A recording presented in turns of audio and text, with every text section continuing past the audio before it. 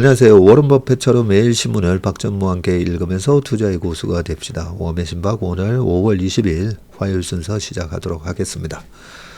네, 간밤에 무탈하셨습니까? 안녕하셨습니까? 그죠?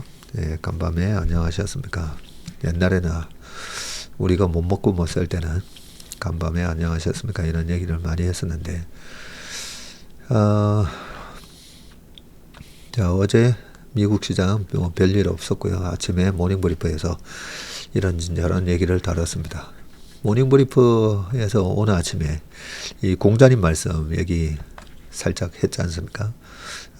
아침에 출근하면서도 어제 미국 시장 결과도 보고 그 무지세 신용등급 강등에 관한 걸로 이래저래 또 공부를 막 하고 그렇게 어려운 문제는 아니었죠. 예. 매달 월간 전망할 때마다 그 달의 전망, 시장에 대한 전망을 할 때마다 좀 시장의 난제를 푸는 그런 느낌이라고 했잖아요. 근데 무디스의 등급 조정 같은 경우에는 그렇게 뭐 어려운 문제는 아니었지만 그래도 과거 사례를 이렇게 쭉 보면서 공부하면 되게 재밌습니다. 그래서 하기시 습지 불력열호 배우고 때때로 익히니 기쁘지 아니하냐. 그 공자님 말씀이 저절로 생각이 나더라고요. 오늘 아침에. 그리고 유붕자원 방래하니 불력락호 벗이 멀리서 찾아오니 또한 즐겁지 아니하냐.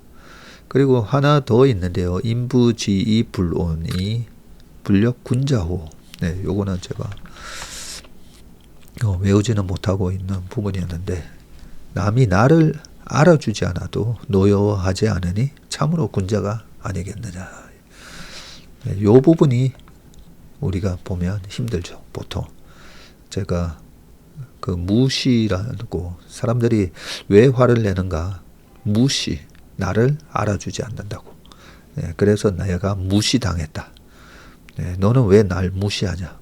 가정에서부터 직장에서나 모임에서나 너 왜 나를 무시하냐 하는데 우리가 군자가 되기 위해서는 남이 나를 알아주지 않아도 노여하지 않는 게 참으로 군자의 삶이다 라고 되어 있습니다. 저희 아버지께서 어릴 때는 이 책은담을 쭉 많이 읽어주셨거든요.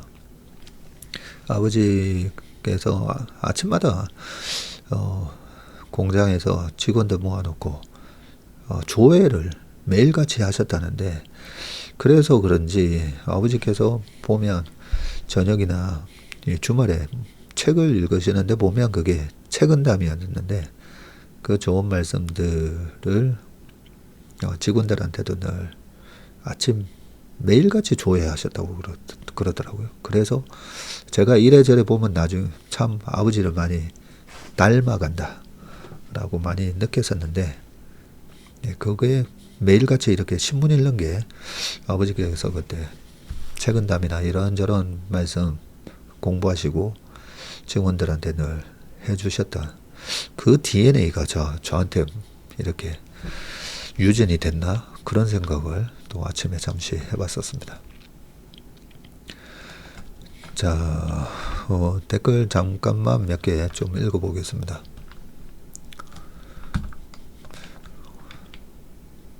댓글 읽는 게 약간 여성시대 옛날에 그 이종환 님께서도 그 여성시대 진행하셨었죠. 그죠? 굉장히 참 구수한 목소리로 오랫동안 진행하셨던 것 같고 그 사연들 읽는 약간 그런 느낌을 받는다 이렇게 피드백 주신 분도 계셔가지고요. 댓글 몇 개만 보겠습니다. 뉴스를 들으면서 주식 공부만 되는 게 아니라 여러 가지 상식까지 넓어지네요.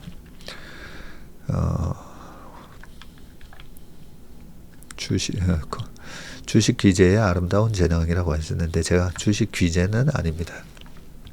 우리 직원들하고 이 탄탄한 이 팀워크로 그래서 이 어려운 주식 시장을 이겨낼 수 있다라고 제가 자신을 하는 거지 제 혼자서 나가서 전업 투자하라고 하면 저는 아마 안 될 겁니다. 그리고 지금은 워낙 한 명의 천재가 주식시장을 이길 수가 없습니다. 왜냐하면 주식시장 IQ가 2만. 갈수록 2만이 아니라 이제 5만, 10만이 되어가는 느낌이 나가지고요. 미국 서부에서 듣고 계시다고 블루밍 님께서 해주셨습니다. 말에 그 사람 삶의 흔적과 품격이 있다고 합니다. 라고 적어주셨고요. 댓글에서도 매번 배웁니다. 그죠? 참 댓글 우리 채슬리 TV에 댓글을 남겨주시는 분들 보면 댓글을 보면 그 사람의 인격과 그 인생이 보인다고 제가 참 존경할 만한 분들이 되게 많이 와 계시다. 제가 그런 생각을 늘 합니다. 펀더멘탈 밸류에이션 테크니컬적으로 신뢰가는 의견을 주셔서 감사합니다. 무디스 신용등급 하락으로 살짝 불안했었는데 모닝브리프와 웜의 신박 보고 나니 안심이 됩니다. 전무님은 배를 조정하는 선장님 같아요. 하셨습니다. 채슬리 슬램버그가 우리 그 기장님 성함 아닙니까? 그죠? 그래서 제 마음에는 제가 이렇게 고객의 자금을 운용하고 또 이제는 자금을 뿐만 아니라 우리 웜의 신박이나 모닝브리프나 이렇게 들으면서 투자하시는 분들한테 그래도 제대로 된 투자 여정이 되실 수 있게끔 하기 위해서 참 이래저래 많이 노심초사 하다 보니까 선장님 같아요 라고 하셨습니다. 그 채슬리 슬램버그 기장님처럼 우리가 투자할 때 버드 스트라이크 같은 이번에도 참 안타까운 무한공항의 그 제주항공 사고가 있었지 않습니까? 그런 거 볼 때마다 참 마음이 너무 아픈데요. 우리가 그 피할 수는 없는데 그죠? 피할 수는 없지만 저희 주식시장도 마찬가지입니다. 갑작스러운 블랙스완은 피할 수는 없지만 그래도 손실이 안 나고 그 안전하게 구조가 되는 방법은 있습니다. 뭐 매번 그러지는 않겠지만 그 방법은 있기 때문에 항상 마음은 항상 긴장된 상태입니다. 혹시 또 제가 예상하지 못했던 그런 블랙스완이 오면 어떡하나 늘 마음이 늘 긴장되고 늘 걱정을 하긴 하는데 그런 일이 발생했을 때 이제 어떻게 대응해야 되는지 그 부분에 대해서 항상 준비가 되어 있어야 되기 때문에 맑은 정신 유지하는 것도 중요하고 내 몸 관리도 중요하고 이렇게 매일매일 신문을 보면서 세상이 그런 버드 스트라이크나 블랙스완 같은 조짐이 있는지 계속 모니터링을 해야 되는 것 같습니다. 네, 투자자들 심리 붙잡아주는 몸의 신박 감사합니다 라고 하셨습니다. 주식 그래프도 사람 인생 비슷한 것 같아요. 세용지마 힘내세요 해주셨습니다. 초딩 2학년 아이한테 몸의 신박 들려주신다는 말씀에 상상하면서 혼자 웃었다라고 하셨다. 그러니까요. 다시 생각해도 저도 웃깁니다. 제 얘기를 들으면서 잠을 잘 잔다고 하지 않습니까? 그죠?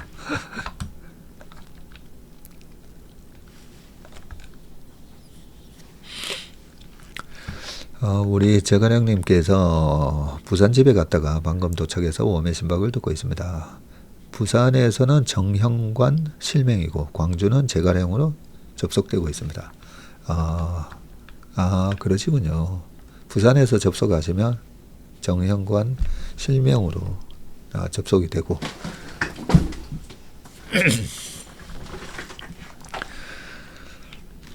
마음의 양식을 얻기에 오늘도 좋은 수익 행복으로의 미끄럼이 되겠습니다 하셨습니다. 저보다는 형님이시다, 그죠? 그 소방차에 그 가운데 계셨던 분은 이름이 정원관이었었죠. 이 이름이 비슷하시네요. 무디스 신용등급 하향 전에 이미 S&P는 2011년, 피치는 2023년에 AA 플러스로 등급을 내렸었군요. 말씀하신 대로 무디스가 너무 늦었고 그냥 새삼스러운 일은 아니었네요. 네, 하셨습니다. 해남에서 올라가는 길에 차 안에서 듣고 계시다고 하셨습니다. 출퇴근길이 그죠? 좀 시간 낭비 같은데 그때 이렇게 세상이 주요한 이런 경제 뉴스가 어떤 게 있는지 왔다 갔다 들으시면 그 시간이 그래도 아깝지 않으실 겁니다. 전무님 피곤해 보이시네요. 한 번씩 쉬어주세요. 코감기도 걸리신다. 맞습니다. 지난주 일주일 내내 좀 코 훌쩍훌쩍 했던 것 같습니다.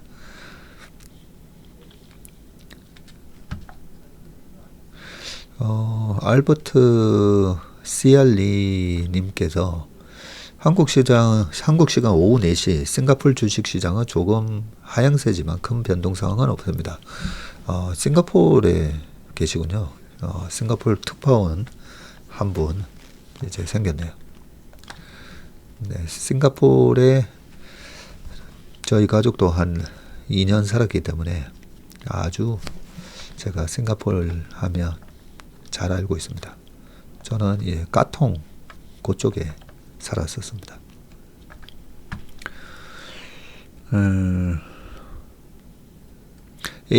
ADHD라 5만 거 다 기억하신다고 했습니다. ED 블랙님께서 그런가요? ADHD가 5만 거 다 기억하는 그런 스타일인가 보네요. 야, 백담사 오르실 때 백담사면 윙어 인정이요. 17km 대단하시네요. 산을 좀 잘 아시는 분이시다, 그죠? 박희성님요. 네. 가족의 의미는 집에 발들이는 사람. 식구의 의미는 함께 입으로 밥 먹는 사람이라는 뜻이죠. 네. 음식 식자에 입구자 해가지고, 그죠? 조인성 씨가 주연을 했었던 비열한 거리. 그 영화 참 재밌게 봤었는데요. 그 비열한 거리에서 조인성 씨가 그 똘마니 한 7명 이렇게 앉혀놓고, 신문지 깔아놓고, 짜장면 같은 거 먹으면서 그렇게 얘기했죠. 야, 니네들 식구의 의미가 뭔 줄 아냐? 음식 식자에 입구자. 음식을 함께 나눠 먹기 때문에 식구라고 하는 거야. 그런데 혼자 그 음식을 혼자 처먹으면 그게 뭐지 하면서 그렇게 얘기했던 장면이 기억이 납니다. 지능에 관계없이 뇌가 기억하는 방식이 사람마다 다르다고 합니다. 오래된 일 또렷이 기억하는 친구분은 아마 감성적이실 거예요. 그런 분들의 뇌는 외부적 조건보다는 당시의 분위기나 상대방의 표정, 감정 변화 등이 각인되어 기억하기 때문에 오랜 일도 어제처럼 기억하십니다. 했습니다. 그러고 보니까 그 친구가 되게 웃깁니다. 또 아주 조용히 웃겨요. 그런 친구들이 있잖아요. 보면 약간 개그맨 재능을 갖고 생각만 해도 웃기네요. 그래서 남을 웃길 줄 안다는 말은 굉장한 공감 능력을 가지고 있다라는 뜻이잖아요. 감성적이고 맞는 것 같습니다. 말씀하신 거 보니까. 또 회장님께서 전 주말에 베프와 일식집 가고 또 따끈따끈하게 배송되어 온 투자의 본질도 다시 읽고 트럼프 2.0도 보고 에너지 버스도 읽으셨다고 했네요. 둘째 아들이 그러네요. 엄마도 책을 읽느냐고. 그러니까요. 우리가 너무 유튜브만 보면 안 됩니다. 이 책을 한 번씩 보셔야 됩니다. 저는 다행히 이 책 추천사 써달라고 해서 이 책이 많이 오다 보니까 강제로 좀 읽게 되는데, 경제서적뿐만 아니라 우리 마음을, 그죠? 영혼을 맑게 해주는 그런 책도 꼭 보셔야 됩니다. 그런 책 중에 뭐 최고의 책은 이 에너지 버스, 제가 늘 말씀드렸는데, 정말 내가 책 좀 다시 읽어볼까 하시는 분들은 어린 왕자 읽으셔야죠. 어린 왕자, 그죠? 에너지 버스와 함께 최고의 책 하면 어린 왕자. 어린 왕자 읽다 보면 내가 왜 이렇게 살고 있지? 내 삶에 대한 약간의 반성을 하게 됩니다. 그리고 어떻게 살아야 되는가에 대한 또 방향을 제시해 주죠. 어린 왕자는 정말 10번, 20번 읽어도 참 읽을 때마다 새로운 느낌을 주는 책인 것 같습니다. 생텍쥐베리의 어린 왕자.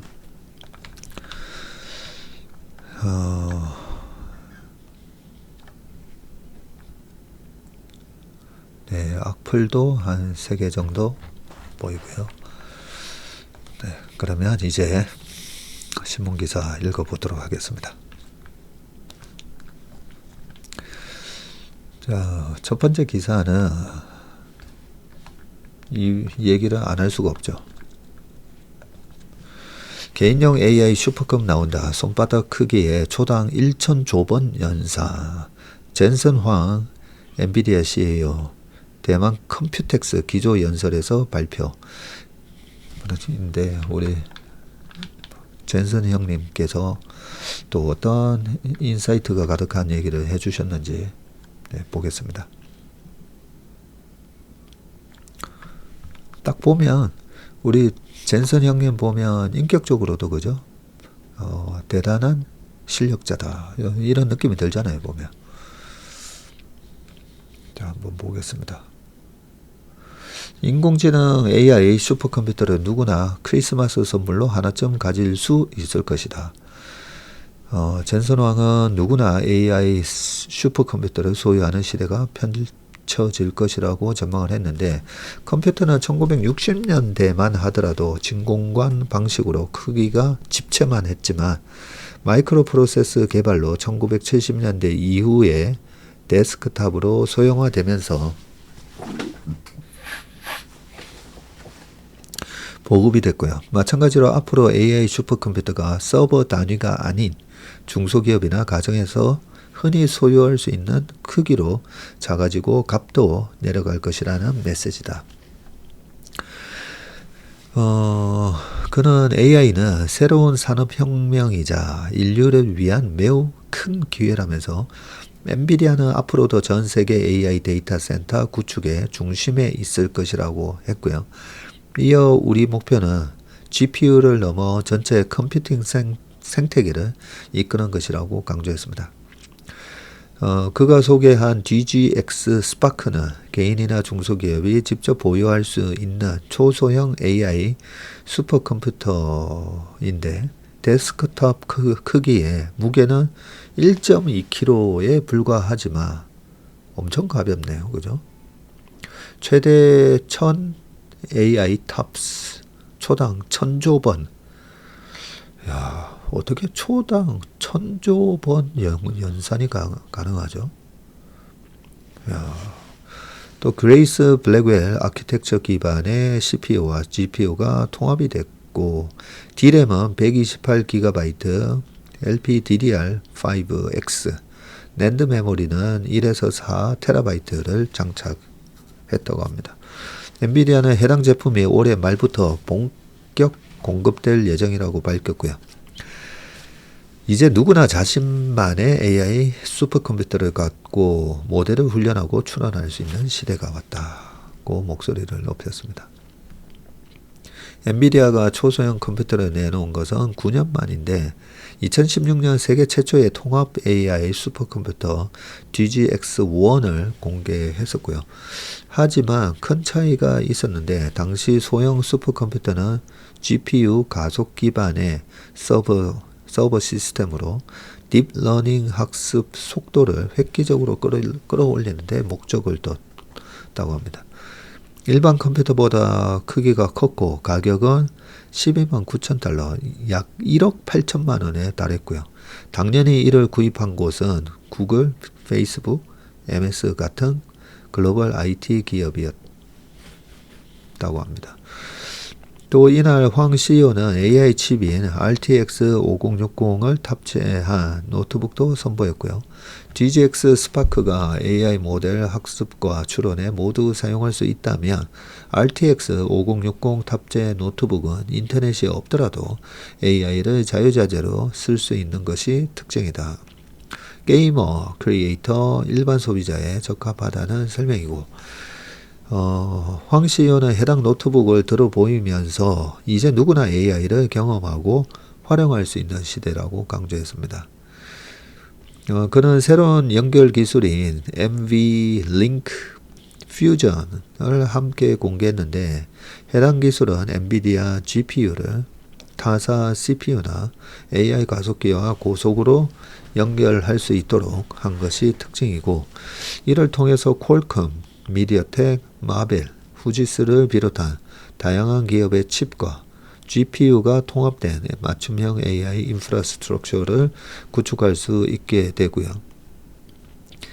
AI는 모든 칩, 모든 기업과 연결된다면서 우리는 고성능 컴퓨팅 플랫폼을 개방하고 확장하고 있다고 말을 했네요.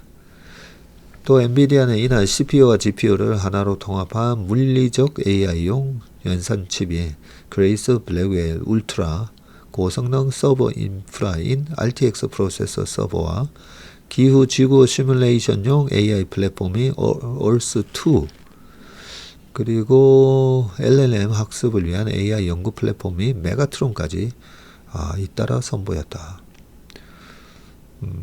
엔비디아는 대만 정부, TSMC, 폭스콘과 협력해서 대만을 위한 AI 슈퍼컴퓨팅도 구축하기로 했고요. 다만 데이터 센터 사양에 대해서는 함구했다네요. 대만이 반도체 생산뿐 아니라 AI 개발에 적극적으로 나선 것으로 보이는 대목이다.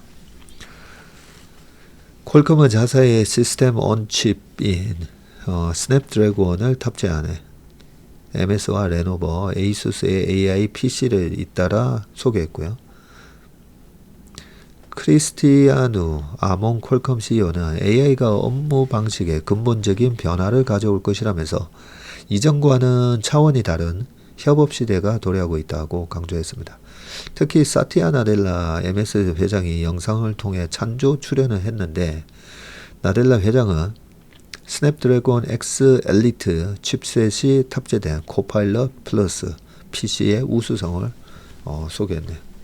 현재 PC 칩셋 시장은 인텔과 AMD가 사실상 장악하고 있지만 퀄컴이 AI 칩셋을 앞세워 공략에 나선 대목이고, 특히 아몽 CEO는 퀄컴의 스냅드래곤 X 엘리트 칩을 사용하는 PC에서 이미 750개 프로그램이 별도 변환 없이 바로 실행되고 1400개 게임도 문제없이 작동한다고 설명을 했습니다.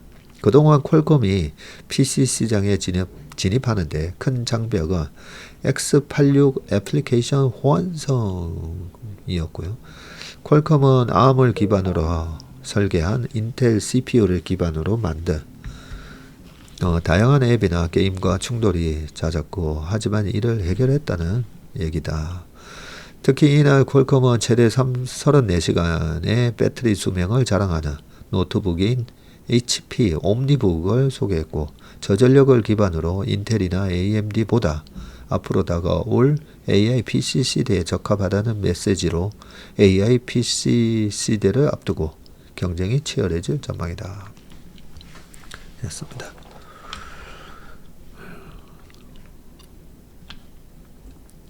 자, 그 다음 기사 보겠습니다. 미국 2037년까지 선박 최대 448척 발주라고 되어 있거든요.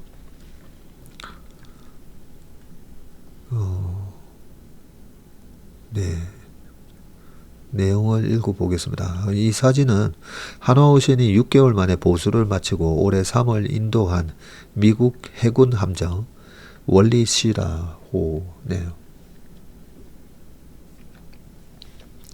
미국이 2037년까지 산업용 군수용 선박을 최대 448척 발주할 것이라는 전망이 나오는데, 대략 우리나라 전체 선박 건조 3년치에 해당하는 물량으로 정부와 기업이 이 같은 기회를 놓쳐서는 안 된다는 지적이 나온다. 야, 우리나라가 1년에 그러면 150척 정도를 건조하네요. 보니까, 그죠? 3년치가 한 450척이니까 1년에 150척이다. 그죠? 한국경제인협회는 미국 조선산업분석 및 한미협력에서의 시사점 보고서를 통해서 이같이 내다봤는데, 이 전망치는 지난 4월에 발의된 조선항만인프라법, SHIPS법이라고 했죠. Ships for America Act. 이 법과 미 해군 2025년 군함 퇴역 신조 계획 등을 토대로 집계했다고 하네요. 보고서는 우선 상업선박의 경우 미국이 2037년까지 전략상선대를 100척 이상 발주할 것으로 예상했고요. 전략상선대는 평상시에는 상업적으로 활용하다가 전시에 병참 지원에 동원되는 선박을 의미합니다. LNG 운반선의 경우 최소 42척을 추가 발주할 것으로 전망이 되고, 미국의 LNG 수출 증가가 예상되는 가운데 미국은 2040년까지 LNG 수출 물량의 10%를 미국 내 건조 선박으로 운송하기로 결정한 상태라네요. 이 같은 목표치 달성을 위해서 최소 3년 앞선 2037년까지 신규 LNG 운반선 발주가 대거 이어질 것으로 내다봤고요. 액화 이산화탄소 운반선, 쇄빙선도 각각 10척가량 발주할 것으로 예상을 했습니다. 군수 선박의 경우 미 해군 계획에 근거해서 전투함 129척, 지원함 46척을 추가 발주할 것으로 전망을 했고, 유사시 미군을 지원하는 국적 선박인 국방예비함대는 노후 선박을 10년 내 교체한다는 가정하에 67척 발주가 예상됐다고 합니다. 전망치의 정확성은 지켜봐야겠지만 조선업계에서는 미국이 발주하는 물량의 상당수를 한국이 수주할 것으로 보고 있고요. 세계 최고 수준 조선 기업들을 보유하고 중국과 경쟁하고 있습니다. 트럼프 정부는 중국의 해양 패권 장악을 저지하고 자국 내 조선업을 부흥시키려 하는 만큼 중국에 발주할 가능성은 낮기 때문이다. 특히 고부가 가치 선박인 LNG선의 경우 한국이 독보적 위치를 차지하고 있다. 네, 주식할 때 제일 중요한 단어 나왔습니다. 독보적인 위치. 글로벌 조선업계에서 LNG선을 한국과 중국이 나눠 갖고 있는 상황에서 미국이 동맹국에 발주하는 LNG선은 한국이 독식할 공산이 크다. 다만 미국이 자국 내 조선 생태계를 만들려 하는 만큼 이에 대한 협력 의지도 중요하다고 조언을 했고요. 보고서를 집필한 류민철 한국해양대 교수는 단기적으로는 국내 건조가 이루어지도록 정부와 업계의 전략 마련이 필요하고, 중장기적인 관점에서 우리 조선 기업들이 현지화를 준비할 필요가 있다고 말했습니다. 이미 한화오션은 미국 내 필리 조선소를 작년에 인수하고 선박 건조 능력을 높이기 위한 투자와 LNG선 건조도 검토 중이고요. HD 현대 역시 현지 조선소 지분 투자나 임차 등을 포함한 다양한 현지화 방법을 모색 중입니다. 미국 군함 MRO에 대한 전략도 내놓았는데요. 보고서는 새 군함 건조를 이런 시일 내에 한국에 맡길 가능성은 낮다고 분석을 했는데, 따라서 MRO 분야에서는 선체 보수 작업 위주로 신뢰를 쌓은 후에 점차 선체 개보수 프로젝트 수주로 확대하고, 장기적으로는 무기 체계를 포함한 유지보수 사업에 참여해야 한다고 주장을 했습니다.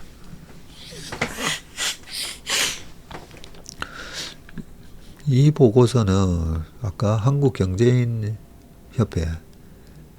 낸 보고서라고 하니까 홈페이지나 들어가서 이 보고서 한번 찾아봐야 되겠네요. 그죠?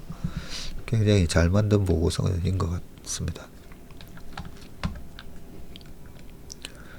자, 세 번째 기사입니다. 엔터뷰티 쌍끌이 코스닥 실적 한번 믿어볼까?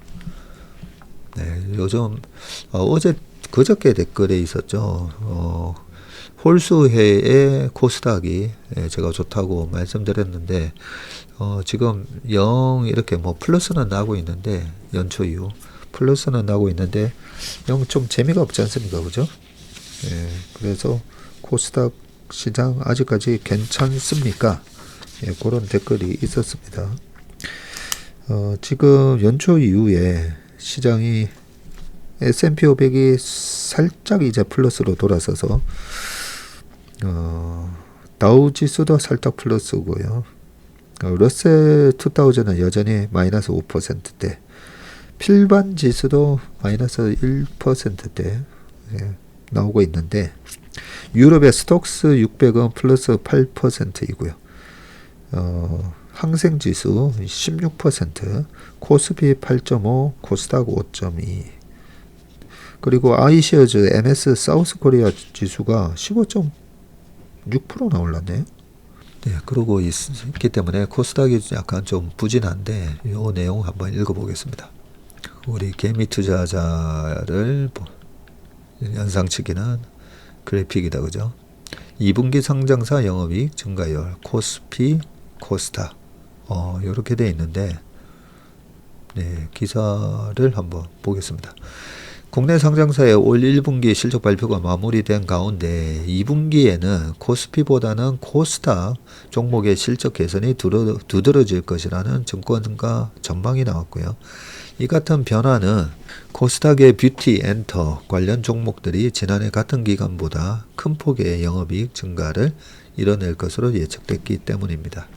FN가이드에 따르면 국내 증권사는 2분기에 코스피 종목의 영업이익 전망치에 대해서는 55조 1000억 정도로 전년 동기 대비해서 5.7% 증가할 것으로 예상을 했고, 코스닥은 1조 한 4천억 원으로 32.7% 증가할 것으로 내다봤네요. 근데 코스피가 55조인데 1조 4천억이다, 그죠? 이 정도면 40배 차이가 나는데 지금 코스닥의 시총이 400조, 코스피가 2000조 이런 식으로 보면 되는데요. 시총 차이는 5배밖에 차이가 안 납니다. 근데 이익 차이 보세요. 이익 차이가 너무 나잖아요, 그죠? 자, 물론 바이오 같은 게 또 많이 상장되어 있기 때문이기도 한데 보겠습니다. 코스닥 영업이익 증가세의 1등 공시는 의료 정밀기기. 그래요? 원택의 경우 2분기 영업이익 전망치가 151억 원으로 전년 동기 대비해서 115% 증가할 것으로 예측되고, 심의섭 NH연구원은 원택은 태국 법인을 중심으로 올리지오 장비, 소모품 수출이 두드러지게 증가를 했고, 의료관광 등 미용시술 시장 호황으로 성장 추세에 진입했다고 분석을 했네요. 마찬가지로 같은 섹터에서 클래시스가 35.34, 파크 시스템이 12.3%의 영업이익이 전년 동기 대비 증가할 것으로 전망됐다고 합니다. 코스닥에서는 오락문화 58%도 2분기 영업이익 전망이 밝은 대표적인 sekto로 꼽히는데, JYP가 338%, SME 55.8%, CJENM 21.9% 등 투자자 관심이 큰 엔터주들이 대부분 좋은 실적을 낼 것으로 예측이 되어 있고요. 김지현 흥국증권연구원은 1분기 JYP의 비용 상승은 앨범과 국내 공연이 저연차 아티스트 중심으로 이루어진 효과라면서 2분기 메인 아티스트인 스트레이키즈와 트와이스의 활동이 재개되며 영향이 작아질 것이라고 내다봤습니다. 코스닥 대표 종목으로 꼽히는 에코프로 BM을 비롯해서 파마리서치, 휴젤, 클래시스 등 주요 기업 역시 2분기 실적 전망이 대체로 좋습니다. 에코프로 BM이 247.5로 예상은 되어 있습니다. 예상. 자, 반면에 코스피 시장에서는 건설이 61.5, 요즘 건설 계속 한 달 동안 꽤 좋았는데요. 그리고 전기가스도 61% 실적이 좋을 것으로 전망이 되고 있다네. 한때 불황의 직격탄을 맞았던 건설사들은 지난해 부진의 기저효과 때문에 DLENC가 230, 현대건설 61, HD 현대산업개발 35% 등의 영업이익이 큰 폭으로 늘 것으로 기대가 된다고 합니다. 전기 가스 분야에서는 한국전력이 지난해부터 요금 인상을 단행한 덕분에 2분기에 무려 83.97% 영업이익 증가가 예상이 되고, 코스피 대표적으로 꼽히는 삼성전자는 마이너스 33.84. 그래요? 작년 동기 대비 부진이 계속되며 역성장하는 반면에 SK하이닉스가 59, LG엔솔이 62%의 영업이익이 크게 개선될 것으로 보인다고 하셨습니다. 그렇네요. 작년에 EQ가 10조 4천억인가 나오면서 그죠? 서프라이즈 냈었죠. 뭐 7조 8조 뭐 얘기하다가 9조도 나올 수 있다 뭐 이랬었는데, 그때 10조 4천억이 EQ에 나오면서 그죠? 자, 여기서 중요한 거는 이렇게 전망하고 있다라고 이미 시장은 알고 있습니다. 근데 주식은 컨센서스, 이 전망이잖아요.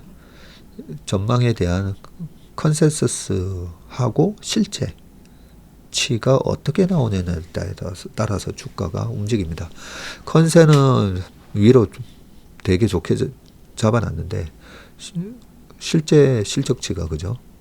나쁘게 나오면 쇼크가 되는 거고, 전망을 안 좋게 했는데 좋게 나오면 서프라이즈가 되기 때문에 이렇게 될 거다라고는 돼 있지만 실제로 그 숫자들이 나오는지 잘 봐야 될 것 같습니다. 그래도 이 표를 보면 그죠? 대충 어느 섹터가 이익 증가가 되는지 대충 방향성은 알 수 있는 것 같습니다. 자, 그 다음 노영우의 스톡 PC 하이에나들 병든 사자 물어뜯을까. 이 하이에나라는 단어를 보고 제가 또 하이에나의 위를 가진 사람 아니겠습니까, 그죠? 그래서 이게 무슨 기사지 갖고 왔습니다. 근데 내용이 되게 좋더라고요. 자, 미국 부채 25년 만에 7배 폭증을 했는데 무디스마저 신용등급 낮춰서 요 관련된 얘기입니다. 자, 표를 보면 그래프에 급증하는 미국 국가 부채와 부채 비율도 같이 적혀 있습니다. 빨간색이 GDP 대비 부채 비율이고 파란색은 미국 국가 부채입니다. 네, 지금 부채가 어마무시하죠. 한국과의 신용도를 평가하는 글로벌 신용평가사들은 종종 하이에나에 비유된다. 요 신용평가사고 하이에나에 비유된다. 몇 가지 이유가 있다. 국가가 강할 땐 근처에 얼씬도 하지 않는다. 병이 들었다고 생각하면 그제야 주변을 어슬렁거리고 한 번씩 건드려 보면서 힘이 얼마나 남았는지 살펴본다. 그러다 힘이 빠진 것으로 확인되면 순식간에 모여들어 집단을 형성하고 이때부터 사정없이 물어뜯는다. 이런 점에서 신평사들은 기회주의적이고 집단적이며 사후적이다. 현란하게 비판하셨네요. 기회주의적이고 집단적이고 사후적이다. 그들은 선제적인 신용평가로 위기를 사전에 예방한다는 명분을 내세우지만 실제는 위기를 증폭시킨다는 평가도 받고 있다. 대표적인 사례 중 하나가 1997년 외환위기를 맞았던 한국이다. 당시 한국 경제가 위기 상황에 빠져들 때 신평사들은 미동도 하지 않았다. 그랬었죠. 그러다 병이 골물대로 골문 후 그들은 집단적으로 움직였다. 단 2달 만에 우리나라 신용등급을 9단계나 떨어뜨렸다. 순식간에 한국이 국가부도의 나락으로 추락하는 과정에서 신평사들도 한 몫을 톡톡히 했다. 예, 정말 큰 몫을 했었죠. 그때 신평사들이 이번에는 세계에서 가장 강한 미국을 건드리고 있다. 경제가 어려울 때마다 국가 빚으로 떠받쳐온 미국의 정책이 한계를 노출하면서 신평사들을 자극을 했고, 스탠다드 앤 푸어스가 2011년 미국의 신용등급을 한 단계 낮췄고, 이후 신평사들은 하이에나처럼 미국 주변을 어슬렁거리고, 그러다 23년 피치가 가세했고 25년 5월에는 무디스까지 미국의 신용등급을 내렸다. 세계 3대 신평사가 모두 미국의 신용등급을 낮춘 것은 의미하는 바가 크다. 먼저 미국의 병이 중증에 접어들었다는 점이다. 데이터도 이를 뒷받침하는데 25년 5월 미국의 국가 총부채는 36조 2천억 달러이고요. 우리나라 돈으로 5경입니다. 국내 총생산 GDP 대비 부채 비율은 120%가 넘습니다. 2001년 미국 국가 부채가 5조 6천억 달러, 부채 비율은 53%였었는데 25년 만에 부채는 7배나 늘었고 부채 비율도 70%포인트 급증을 했다. 빚에 대한 이자만 연간 1조 5천억 달러이고 미국은 빚을 갚기 위해서 빚을 내야 하는 빚쟁이 국가로 전락했다. 무디스까지 가세하면서 신평사들은 이제 집단적으로 미국을 공격할 준비를 갖췄는데 그들이 국가 신용등급을 떨어뜨리면 시장에서 투자자들은 미국채를 던지고 이는 금리 상승으로 이어지고 그럼 미국의 빚 갚을 능력은 더 떨어지고 신용등급 하락, 국채금리 상승, 채무상환 능력 쇠퇴, 신용등급 추가 하락 이렇게 악순환 고리가 형성된다. 신평사들의 집단성이 발휘되며 속도는 한층 빨라진다. 미국만 쳐다보면 부채의 늪에서 빠져나올 해법이 보이지 않는데 다만 미국이 여타 국가와 다른 점이 있는데 미국은 기축통화인 달러를 무기로 전 세계 경제를 엮고 있고 또 많은 나라에 정치 군사적으로도 개입하고 있고 부채 위기가 가져올 파장을 앉아서 당하지는 않을 것이다. 미국은 위기가 오면 일단 다른 나라들을 앞세우는데 정치 군사 경제적 관계를 총동원해 다른 나라로 위기를 이전시키고 시간을 벌어 충격을 줄이는 것이 미국의 전략이다. 네, 아주 중요한 얘기를 지금 청기 누수를 해주고 계십니다. 역사도 이를 보여주는데 1971년 리처드 닉슨 대통령은 달러를 갖고 오면 금으로 바꿔주겠다는 약속을 한순간에 뒤집었고 다른 나라들은 공경에 처했지만 미국은 이를 통해 위기에서 벗어났습니다. 1985년 레이건 대통령은 일본 독일의 통화 가치를 급속히 올리는 플라자 합의를 반강제적으로 맺었고 이들은 희생양이 됐지만 미국은 무역과 재정 두 분야의 쌍둥이 적자 문제를 해결했다. 25년 미국은 어느 나라를 희생양으로 삼아 자신들의 문제를 해결할 것인가? 아니면 과거와 달리 스스로가 먹잇감이 될 것인가? 병든 사자와 그를 둘러싼 하이에나의 움직임에 세계 경제가 요동치고 있다. 라고 되어 있습니다. 누구시죠? 노영호 부국장님이시군요. 네. 근데, 정확하게 따져보면, 병든 사라기보다, 미국에 가면, 비만 인구가 60세 이상에도 거의 40% 가까이 된다고 하지 않습니까? 그죠?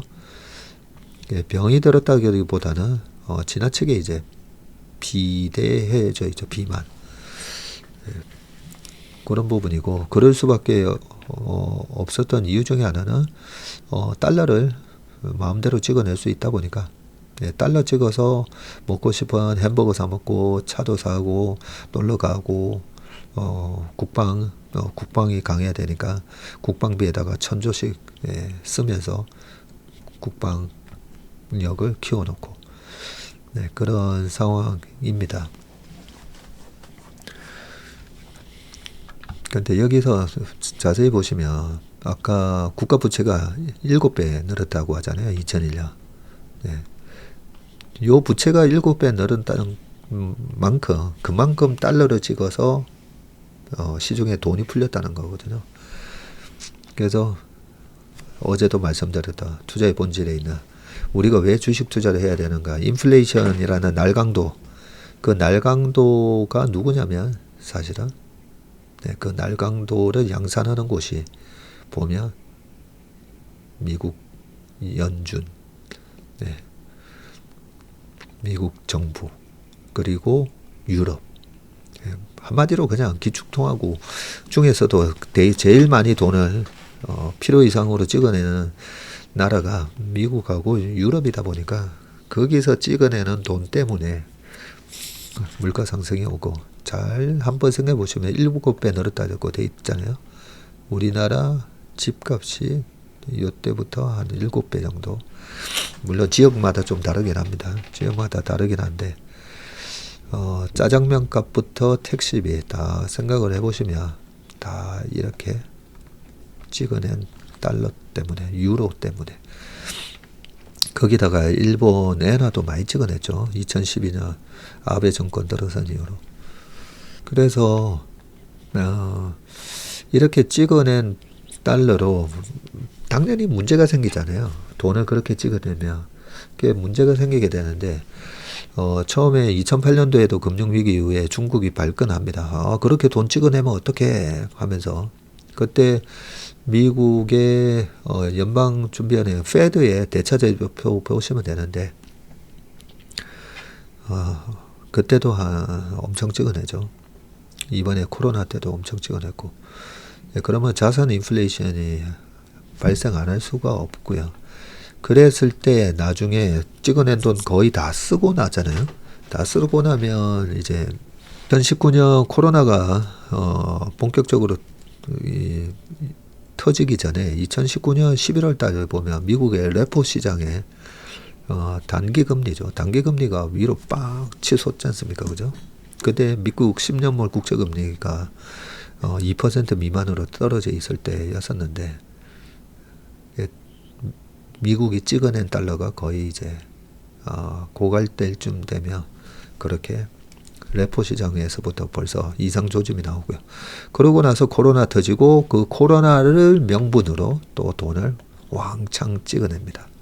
왜냐하면 그때 되면 각 나라에서 제발 미국의 연준 페드 풋이 작동을 하면서 제발 좀 돈 좀 풀어주세요. 금리 좀 낮춰주세요. 이런 분위기가 형성이 되고, 그래서 그런 위기가 왔을 때 우리가 대응해야 되는 대응 방법은 딱 하나입니다. 돈이 풀리면서 핵심 우량 자산에 인플레이션 쓰나미가 올 거기 때문에 주식이든 부동산이든 핵심 우량 자산을 사야 되는 게, 그게 평생 우리가 기억하고 계셔야 되는 부분입니다. 돈 찍어낼 때마다 항상 희생양이 필요하고요. 2008년 금융위기 있고 나서 2010년도에 그리스 사태, 2011년, 12년도에 남유럽 위기, 그러면서 돈 막 찍어냈었고, 그죠? QE1, QE2, QE3까지. 아시아 외환 위기 때 러시아 디폴트 생기고, 우리나라를 비롯해서. 그럴 때 또 양털 깎기 쫙 해갑니다. 그 양털 깎기를 할 때 제가 투자의 본질에 써놨지만, 이 하이에나들, 신평사 뿐만 아니고요. 골드만삭스, JP 모건 스탠리, 전부 다 이 하이에나라고 보시면 돼요. 그래서 우리가 열심히 선량하게 참 열심히 노력해서 번 돈을 은행에다가 따박따박 넣어놔봐야 이 인플레이션 때문에 내 돈이 높고, 그리고 무슨 위기가 발생했을 때 그 위기에 대한 본질을 제대로 이해하지 못하고 있으면요, 위기에 대한 본질이라기보다 위기에 대한 대응 방법을 제대로 알지 못하면 그 위기에 털립니다. 자산은, 우량 자산을 털리게 됩니다. IMF 때 우리가 금 모아서 그러기도 하고, 우리나라의 우량 자산이 얼마나 많이 털렸습니까? 제가 그것 때문에 우리나라가 꼭 반드시 금융강국이 되지 않으면 평생 지금 메커니즘 속에서 계속 우리가 아무리 반도체 팔고 자동차 팔고 엔터테인먼트로 달러 벌어 들여와도 어느 날 한순간에 다 틀릴 수가 있습니다. 중요한 얘기라서 너무 첨언을 너무 많이 했네요, 제가. 자, 충무로에서 화웨이, 삼성전자의 같지만 다른 35조 원이라고 돼 있는데 이게 뭔가 했더니 대륙의 실수 기업 중 하나인 화웨이가 지난해 11월 혁신의 이정표를 세웠는데 미국이 장악한 이 모바일 운영체제 OS 시장에서 안드로이드를 지우고 자체 OS로 작동하는 스마트폰을 출시했고요. 한국 언론에 이를 화제 삼아 거론했지만 일본 니케이 신문은 삼성과 알리바바도 이루지 못한 성취라고 의미를 부여했습니다. 과거 삼성은 타이젠 OS, 알리바바는 원 OS를 개발했지만 시장 진출에 실패했고요. 소비자가 구글과 애플 우위의 OS 환경에 익숙해졌기 때문인데 새로운 OS에 탑재된 생소한 앱 서비스 환경이 반가울 리가 없다. 업계는 이런 높은 진입장벽 때문에 OS 신규 사업자가 구글과 애플의 틈새에서 시장 점유율 16% 이상을 얻어야 연구개발 투자 대비 성과를 거둘 수 있다고 파악을 하는데 선도기업의 실패에도 화웨이는 자신감이 넘쳤고 자사가 보유한 고숙련 개발자들과 공격적 투자로 충분히 이뤄낼 수 있다는 계산이었고요. 여기에 스마트폰 제조사업과 시너지 그리고 애국 소비 움직임 등 전략적 판단이 더해져서 OS 독립선언 이후 시장조사 업체들은 화웨이가 충분히 역내 두 자릿수 점유율을 달성할 것으로 관측이 된다. 지난해 모바일 OS 독립선언에 이어서 화웨이는 19일 또 하나의 이정표를 세웠고요. PC 시장에서도 미국의 윈도우 OS를 극복한 자체 OS 기반의 노트북을 출시한 것인데 화웨이는 이 프로젝트에 5년 이상의 시간과 1만 명의 엔지니어를 투입했다고 밝혔습니다. 화웨이는 20만 명의 임직원 중 절반이 엔지니어인데 그래요?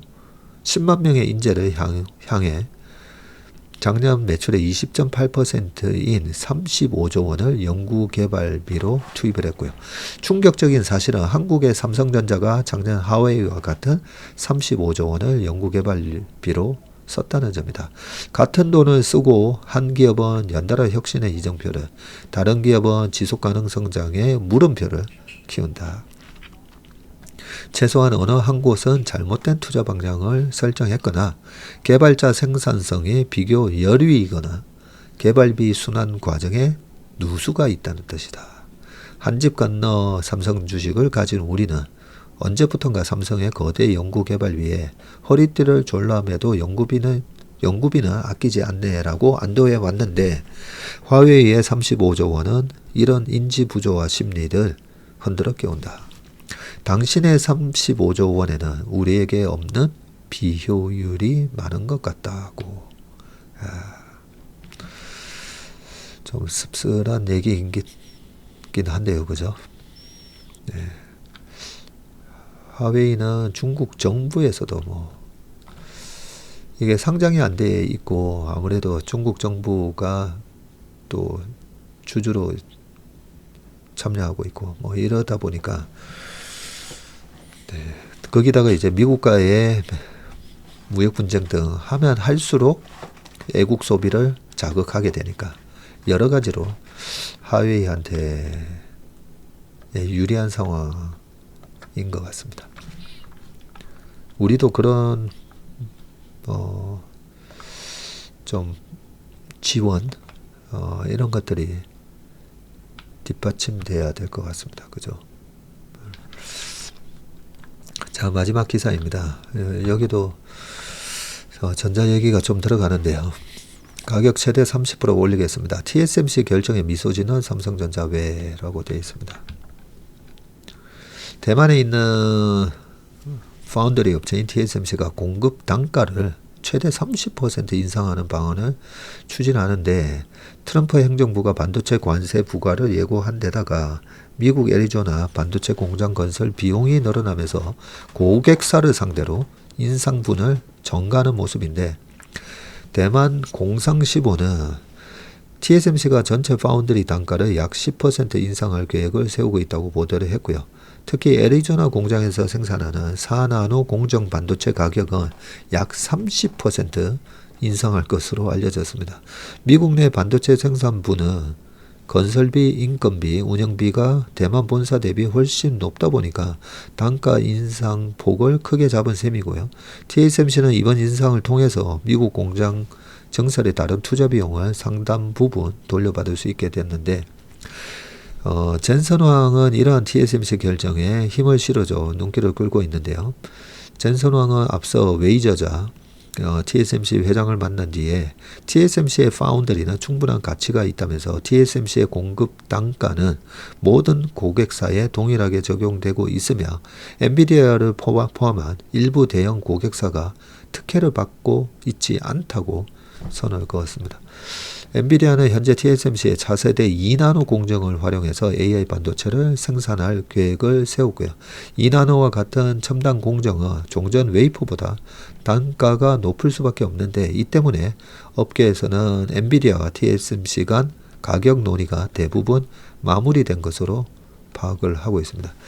엔비디아가 이처럼 가격 인상에 우회적으로 찬성한 까닭은 TSMC 물량을 우선적으로 확보하려는 행보 아니냐는 분석이 우세한데 현재 엔비디아뿐만 아니라 애플, AMD, 인텔, 퀄컴, 미디어텍 등 다른 주요 고객사 역시 TSMC 생산 라인을 선점하려는 경쟁을 펼치고 있어서이고 TSMC의 이러한 조치는 삼성전자에 일정 부분 반사 이익을 줄 수가 있는데 중견 고객사들이 TSMC의 가격 인상에 부담을 느낄 수밖에 없었어죠.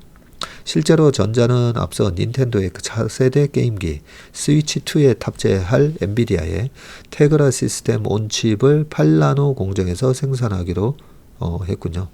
아울러 삼성전자 역시 연내 2나노 공정에 착수하겠다는 목표를 세웠는데 전자가 경쟁력 있는 수율과 가격을 동시에 제시한다면 일부 고객이 전자로 발길을 돌릴 가능성이 있는 셈이다. 한편 파운드리 업체는 고객사인 팹리스를 상대로 웨이퍼당 가격을 부과하는데 TSMC 기준으로 4나노 웨이퍼 가격은 16,000에서 2만 달러로 추정이 되고요. 웨이퍼당 가격 방식의 수율이 낮으면 확보할 수 있는 칩의 수가 적어지기 때문에 칩셋당 가격은 역으로 상승을 합니다. 카운트 포인트에 따르면 파운드리 시장 점유율은 TSMC가 지금 67%, 전자가 11% 선입니다. 제발 그죠? 이렇게 뭔가 전자한테 또 하나 좋은 환경이 조성되는 거잖아요. 예. 그러면 여기도 아까 적혀 있죠. 전자가 경쟁력 있는 수율과 가격, 예, 수율이 잡혀야 되는데 그죠? 수율과 가격을 동시에 제시한다면이라는 이 조건이 붙어 있습니다.